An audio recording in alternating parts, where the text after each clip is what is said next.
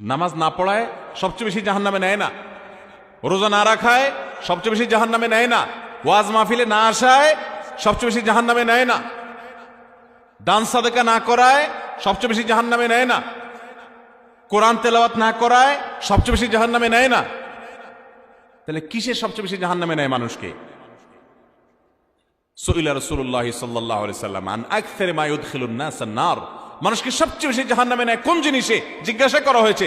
নবীজি বলেছেন দুই জিনিসে, আল ফামু ওয়াল ফারাজ, মানুষের জিহ্বা, মুখ এবং লজ্জাস্থান, এই দুইটা অঙ্গ মানুষকে সবচেয়ে বেশি জাহান্নামে নিয়ে যায়। সবচেয়ে বেশি জাহান্নামে নিবে এই দুইটা অঙ্গ। নামাজ পড়ে, দাঁড়িয়েও আছে, কিন্তু ফেসবুকে তলে তলে জেনা করে, চ্যাট করে, এটা তো জেনা। মানে সে কারোর প্রতি আসক্ত, হারাম রিলেশন হয়ে গেছে, এটা মহামারীর আকার ধারণ করে। সবচেয়ে বেশি মানুষ জাহান্নামে যাবে এই পাপের কারণে, অপরাধের কারণে।